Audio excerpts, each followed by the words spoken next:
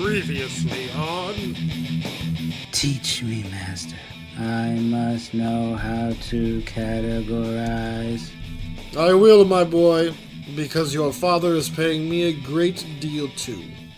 And now, the thrilling conclusion to the category. We shall begin proshen, substance. I'm ready. Oh, Sia, how a thing presents. Let's go. Hush, boy. Every substance seems to signify a certain this. As regards the primary substances, it is indisputably true that each of them signifies a certain this. For the thing revealed is individual, and numerically. There are no contraries to substance, no substances with more substance or less substance than another. How could there be?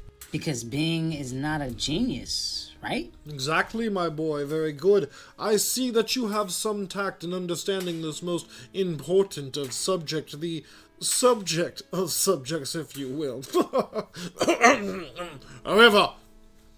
However, substances are able to bear contraries from other categories. This is so because substance bears change. For in the case of substances, it is by themselves changing that they are able to receive contraries. Essential changes of substance can be broken up into genera and species, for these mark off the qualification of substance. We will begin with the most general substance without predication. Substance can be said of both extended things and non-extended things. Of the latter we find souls, numbers, and forms if you must, for these things have no extension within space and time, yet are present nonetheless. Extended things may be predicated as both inanimate and animate. Of the former we find the minerals which make up the earth, and the fundamental elements, which are the matter of all extended things. Of the latter we find all living creatures, including ourselves. All living creatures have at the minimum the essence of growth and reproduction. Plants have this quality. But there are those living things which also have the ability to perceive the world with their senses, and these are called animals. Animals can be both rational and non-rational, the latter composing all the beasts in the wild we may discover or tame, while the former can only be said of humans or rational animals. The next category is quantity, which can be divided into both discrete quantities and continuous quantities. The latter have common boundaries with other continuous quantities and can be said to have a position in space. Continuous quantities include lines bounded by points, surfaces bounded by lines, and bodies bounded by surfaces. Yet the discrete quantities resist common boundaries and positionality. Discrete quantities include numbers and also language. Wait, what? Well, think about it. Though 5 and 5 equal 10, literally combining the symbols together does not equal the symbol 10. There are no contraries here either, for one 5 is not more 5 than another 5. Didn't you just say numbers were a substance?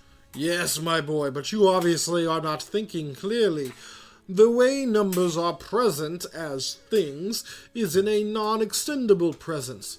The way a number is present is not the same as what a number presents, which is its quantity or discrete value. If you say so. Well, I do say so. But what about language? How is that a quantity? I am, of course, referring to the spoken word. For each consonant, vowel, and syllable, there is a discrete length and discrete sound, which does not necessarily imply those that are before and after them, but can be used interchangeably nevertheless. And again, there is no letter alpha that is more or less alpha than any other.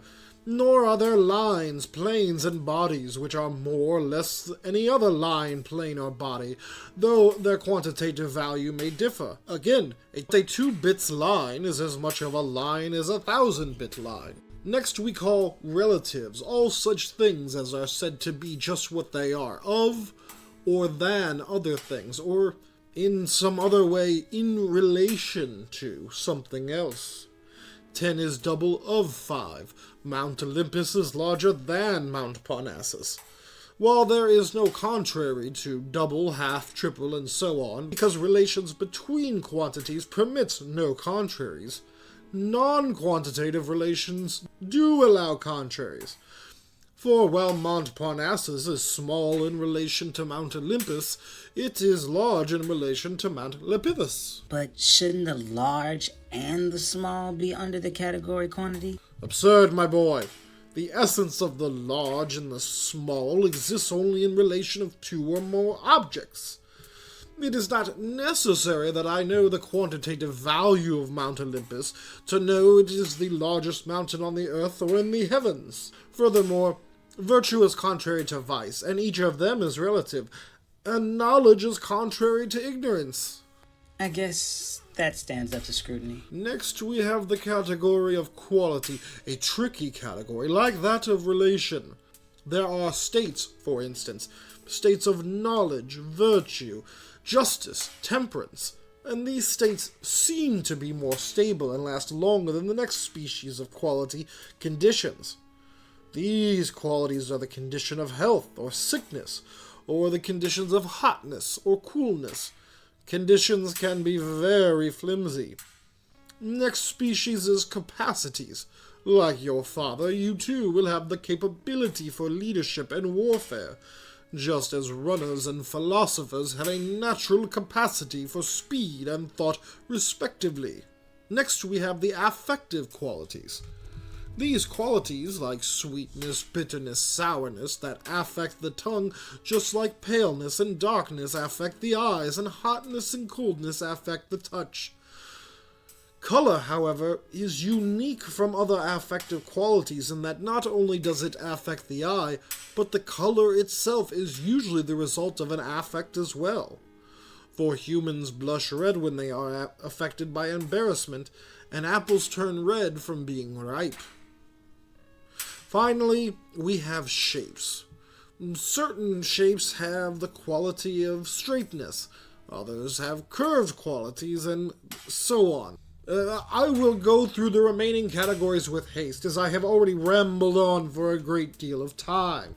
Oh, it's only been like 15 minutes out of my day. Time, yes, and place. These two are categories.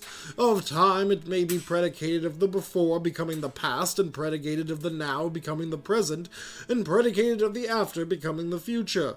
Of place there is here, and there, and yonder. Here we are in the Royal Academy of Macedon. Over there to the east is the barbarous and vile Persians, who deserve to be crushed under Greek supremacy. You must be a leader to the Greeks and a despot to the barbarians, to look after the former as friends and relatives, and to deal with the latter as with beasts and plants. Duly noted. Next we have position, as in the position a thing is, i.e. lying down, standing up, and so forth. After that is having, i.e. having armor on, shoes on, and so forth. I never knew there were so many things to categorize. Hush, boy, I'm almost done.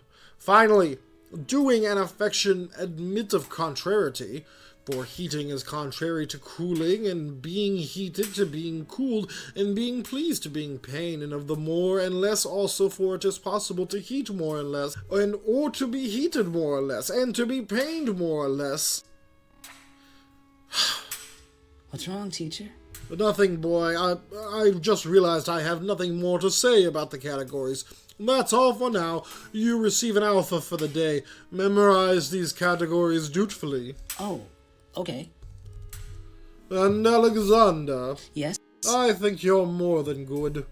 I think you're actually really great. Oh, thank you. That's so nice of you to say. I'm really gonna take that to heart.